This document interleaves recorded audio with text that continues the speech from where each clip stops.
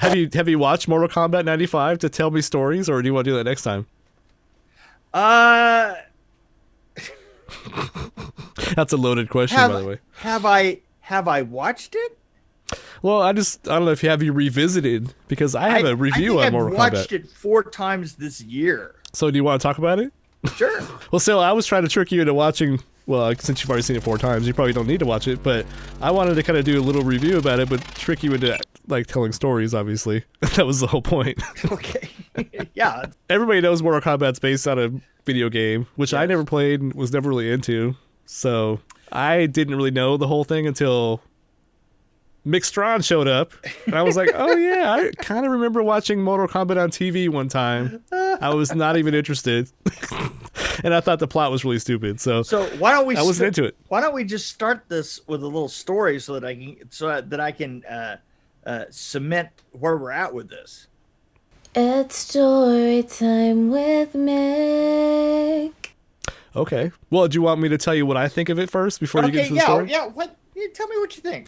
Well, I you love just Christopher watched it. Lambert first of all because I love Highlander. Uh-huh. So I was a Highlander fan. So that kind of was interesting to me, but it's a fun video game. It's really low brain level, not really my cup of tea, but I kind of enjoyed watching it. Like how I say kind of. I don't know. I thought that what made it really interesting to watch, I was really bored with the movie until I saw the sets that were done in Los Angeles. Because they were amazing, and that's what I was interested in. I was like, okay, that's really cool. That's why I like Nightmare on Elm Street 3 because of the set design and I'm obviously not trying to butter you up. I'm actually being honest here, but no, it's like I felt like the movie was way too long. I heard that they actually lengthened the movie, right, because there weren't enough fight scenes. But anyway, I thought the lighting was amazing. The sets were amazing. I'm talking about Los Angeles, Thailand. I mean, it was okay, but I wasn't that into it. And by the way, why aren't you on the credits in IMDb? Because you're on the movie Behind the Dragon. Yeah, Why I know. aren't you on the Isn't that credits? weird? Isn't that weird? I gave you a lot there, didn't I? Yeah, you did. You started in so many different directions. My story. Here we go. It's story time with Mick. It's story time with Mick. Mick Strawn is the best. He is gonna blow your mind. Story time with Mick. Story time with Mick. I was going down the road. I was in between shows, and I think I was like literally like on Rodeo. I had just coming up Rodeo, trying to get to the pass so that I could cut over to Laurel Canyon and get on the other side of the hill and get home, right? And I got a call from a producer friend of mine, and he said, "Listen, you got anything up for the next couple of weeks?" And I said, "No." And I said, "I'm in between shows right now. I'm waiting for a show that's going to start next month." And he goes, "Okay, well, I need your opinion on something." And so he says, "Meet me at such and such a screening room up in Burbank." And so I meet him there, and he proceeds me to show me a film, and it's Mortal Kombat. And he goes, so at the end of it, he goes, "So what the fuck happened?" And I go, "Yeah, I can see your because I can see the problem. It was just boring. It was flat. It was very, and the thing is I knew it looked like a video game." Right. Yeah. Yeah. So I guess they did everything that they had wanted, but what it was is they had these specific fights kind of right in the middle, and that was exactly how the game was set up. The game had fights in the middle, and the scenery scrolled by in the background. Right. Yeah. Which I remember makes, seeing it. Yeah. and they actually duplicated that look for most of the film. I was like, well, wow, you guys, how do I start? And I described it to him as being like Robin Hood. And I said, "What do you remember about the film Robin Hood?" And he goes, "Well, it's just," and of course, this is old timers that are talking about this, right? So Right. So he goes. So both of us had that film in common. We You're both talking about the old Robin Hood, not the old one Robin- with the no. This is the old one back in '39, right? yeah. And Errol Flynn, was it? Errol Flynn and that other guy, Basil Rathbone, right? Right. Yeah. Errol Flynn and Basil Rathbone. And the thing that everybody remembered that saw it was Robin Hood at one point swung up onto a tree and goes hi ho, right? But the other thing that you remembered is the fight scene in the castle. And the fight scene in the castle had to do with going upstairs and swinging across all these other fighting people and dropping behind them. And there was just all this kind of action going on that had to do with the set. And I said, here's the problem. You guys wanted to make it look so much like the game that you made it look like the game. And it doesn't look like a movie. Yeah. So he said, well, what can we do? And I said, well, we could do a lot of inserts to kind of like, like somebody kicks to the side, and we could have him kick and hit a column that's made out of stone, and the column breaks up, right? And he says, good, that's a good start. And I said, and I've got an idea for 2 sequences. One of the sequences was this big spitting blade. Yeah. And we redid that sequence so that they were fighting with the blade, right? And then I said, and I got another idea for a sequence, but I'm gonna have to go with the stunt people, and I'm gonna take Robin, and we're gonna work out on a scaffolding. We're gonna work out an entire sequence.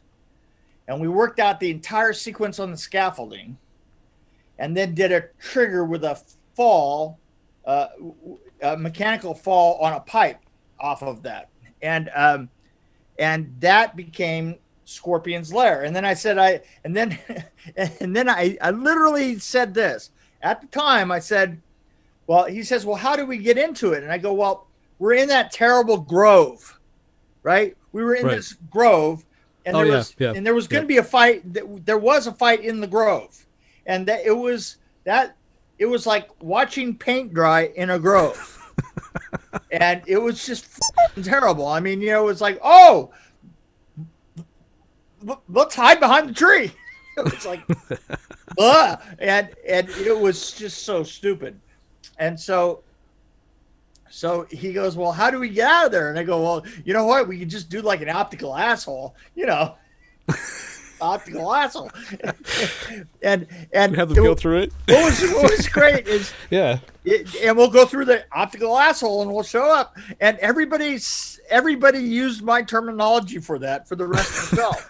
Well, how did we get here? Well, Mick says that we just went through an optical asshole.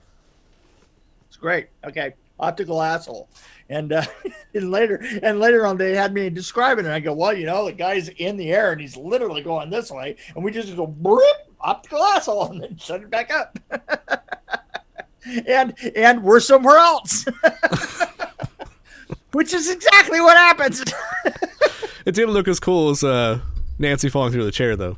It didn't. No, but we had a lot of time to deal with that. No, this was just your standard off the shelf optical asshole, right? Yeah, I'm kind of glad this conversation happened, because it turned the film into something that I found I'd probably watch again just for something entertaining. Well, the funny thing about it, so now we're in, so we had all these. I literally had the scaffolding in a blimp hangar. And I had an idea off of 2 pages in a National Geographic, where these people at an island had 5 of their kings buried on the side of a cliff, right? And you climbed from one to the other, and they were all done with these bamboo ladders, and then there was the bear, and then there was their king, right? And then you went up to the other one, and they were there, right? And I thought, well, I'm going to just do that in the air. I'm just going to do that and just keep building it with bamboo, and and I'll have bears everywhere. And so we built the bears and we built the little ladders, and we started with a whole bunch of condor lifts up 130 feet in this blacked out space, and we had that steel structure in the middle of it, and we just started with the condors, and we got a half a truck of bamboo literally off of the docks, one truck after the other, boom, boom, boom, coming down, and we separated the little stuff. We put the little stuff up high and the bigger stuff down below, and zip ties, and we just pull the zip tie, we'd clip it, we'd wrap it with rags, and then we dust it and cobweb it, right? Yeah. And the When you talk bears. about forced perspective, I watched Behind the Dragon. It was. So I saw you talk about forced perspective with your deep voice. Hey, it was forced perspective. Forced perspective. Yeah, forced perspective means we took the small shit off of the truck and we put it up high. Yeah. So my thing survived. My telling of this story survived because they cut me up because they wanted they wanted it to be Robin remembering the place, this island that was next to his birthplace, right? Which was utter bull, right? It was literally 2 pages out of a mother National Geographic magazine, Right. Yeah. I mean, Hollywood. You're talking about Robin Shue, but he was well known, wasn't he, in that area? Like, I mean, he was popular at the time in that area, especially. Oh right? yeah. Hey, and he was the nicest guy in the world. I'm just saying that he had to say that because he was told to say that, And I was like, and they edited me out, going, "Oh, that's a bunch of bullshit," because of course I just sat there and went, "It's a bunch of bullshit." But, I found a really weird version on YouTube. It was really crappy. It was a bad version of it, but I remember it was on Netflix a couple years ago, and I watched a little bit of it. It was in really good condition, so it had you in it. And then the one on YouTube, I actually added to our channel on YouTube. But I found another version that had you cut out, but it was only the actors talking. I was like, okay, right, exactly. But it was the same version, just re-edited. Yeah, and that was right next to my homeworld, and fuck you. What about the director? Paul Anderson, Paul W.S. Anderson. Wasn't this like his second movie or something? It was like really early on. It was. In his career. And I have to tell you the truth is we didn't even deal with him really. Yeah. He wasn't even there. No, he wasn't even there. It was actually done by Robin. So you were kind of doing like reshoots, really, kind of. Oh yeah, no, it was a completely. So I didn't get that. I totally missed that. Okay. There was all kinds of stuff in there that was completely redone so that wow. we could make it look bigger. I mean, we just needed to break it out from being just. No, that like scene is mind blowing. Like I could watch that scene over and over again. It's like just them fighting. Yeah, and what's great about it is how big it was. I mean, it's because we didn't have time to do an optical. I mean, it literally was in the theaters like 2 days after we were done, right? So it had to be camera ready. Yeah, so well, I was wondering, like, did Mick get any fights about budget on this one? No. Because there was a lot of bamboo used. I don't know. It was a lot. It was half of a boat. It was like literally half of a boat of bamboo. Wow. And there was no. I don't have to tell you how much money it costs because I made 100% sure that nobody told me how much money it cost. Somebody come up and go, "Well, you know how much money did you?" No, I went plausible deniability. No way, you cannot tell me how much this costs. I do not care. Which is weird because the thing is that had a lot to do. That and a couple of other things that I did had a lot to do with my kind of like what I did in the 2000s, which was kind of fixing things. And just you're like the fixer on Breaking Bad. kind of. What happened to this movie? Here, fix it. I tell people this all the time. I say, have you ever gone in? Have you ever seen a commercial to a movie and thought to yourself, "My God, there's nothing on this commercial that." That movie didn't have any of that commercial, and I don't. Yeah, I remember you talking about Pinocchio, right? Yeah, Pinocchio. That's actually an awesome story. I go, yeah, well, that's funny. Funny. No, you're just misremembering. That's what it is. Yeah. So, yeah. Even though you won an award from a radio station saying the most misleading, most misleading trailer human ever. being that ever existed. Yeah, that would be me. Oh, that's awesome. Literally, No, literally so I going think you down saved the road, like, movie. I wonder if anybody else heard that. So 30 years later, Kurt's watching this going, oh, this is so boring. And then all of a sudden, oh my God, this is cool. Yeah, it's literally when they showed it, and I showed up for the cast and crew screening, and I was standing out there, and there were like, you could tell people that knew that I had come in and done something on it, right? You know, there's people, because my credit was small, and I was just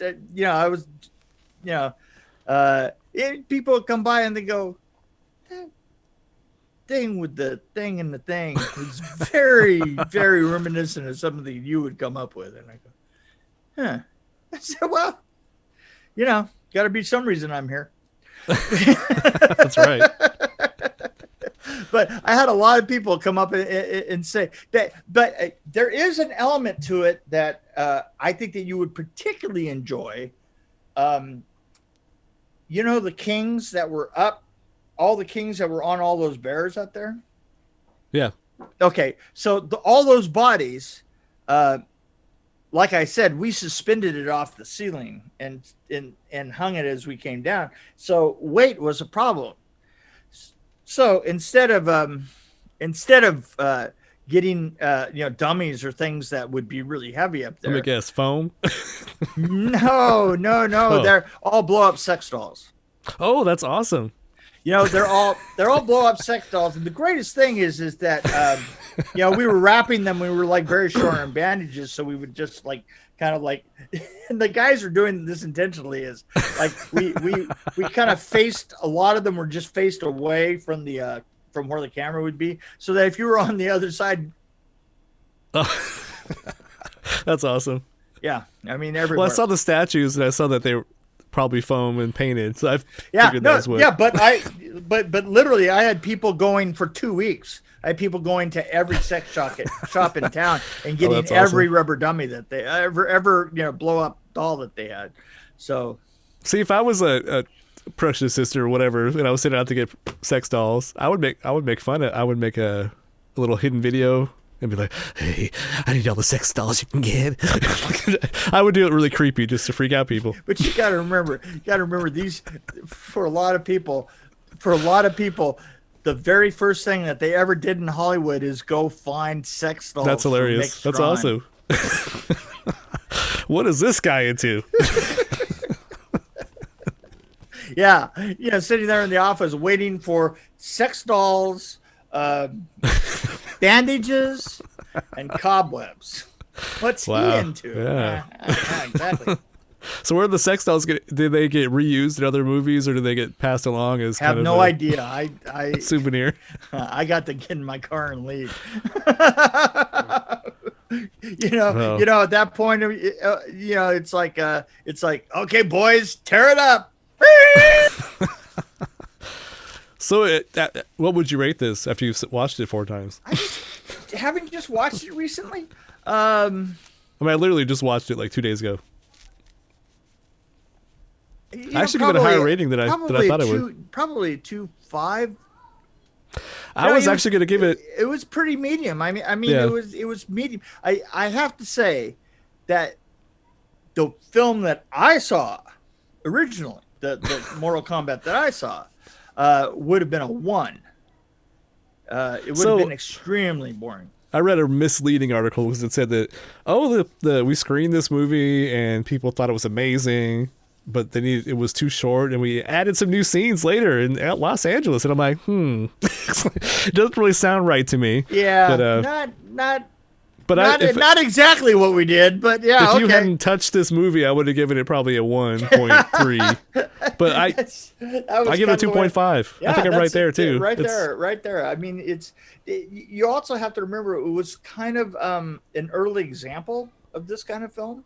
Yeah, and the fights though, the fight nowadays, if you look at it from from 2021, Right. the Well, way they were fighting is kind of now, though, here I have to tell you the truth is like what's happening the behind me. technology. Yeah, but the technology of fights between then and now is it's like night and day. I mean, you know, the thing is with wire removal. And you got wires and green screens. Well, And, you see, you have wires and green screen, but the other thing that you have is you have assists. You have they come in now and they surround the stage with gear that has points on it. You know, the stunt people come in and they put up towers everywhere, towers and cross trusses. A tower and truss arrangement in a set where there's going to be a fight, and they use those to pull every punch, to pull every fall. They can do anything, and they can make it 10 times what it was before, right? Yeah. And Betty White can look like Tom Cruise. Exactly. I mean, that's something that's something that I definitely noticed happened in the 2005 on up. Is nobody just punched anybody anymore. Right, yeah. No, you know, if you punch somebody, they had to go to the moon. You know, boom. And it is so far out of the realm of the mechanics of what could actually happen now. I don't know if that's good or bad or right or wrong. But it is what it is now. Yeah. Because as soon as it got to the point to where that kind of wire removal was a routine, well, then you know, you can help and you know, leap and jump, and it's like night and day. It's like everything else. It's the exaggeration of all things, you know. So this makes me think that we need to see the new one.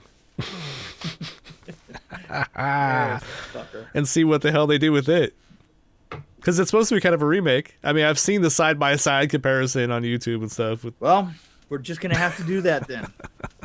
You sound so excited. I like to torture you. See, this is what it's all about. That's pretty close right there. Well, Shinzilla and Mortal Kombat might be a good combo. There you go. Well, that could be next week. You don't know. We'll have to see. As long as we don't have to get a third COVID shot, we'll both be here, I think. Yeah. My wife was like, "Oh God, thank God, there's only two." Oh man, boy, me too. That's and by the way, that's something that you say just after you've gone to brush something off of your shoulder and it was the floor. Because that's what happened. Right. Exactly. Oh, I totally missed that. On our last episode, I meant to mention that little call to Lethal Weapon in Godzilla vs. Kong, where, you know, the Kong has a dislocated shoulder and he has to, like, hit it against the building. And, I thought that was probably one of my favorite parts. Okay, are we done with this? Yeah, I'm talking about Godzilla, so we must be done. Yeah, we must be done because what film are we on? Mortal Kombat. So everybody needs to write Mick Strawn a letter, or just get on Facebook and send him a message saying, "Thank you for fixing Mortal Kombat." Because I know it's like a cult movie. Everybody loves that movie now. So please don't. Please don't.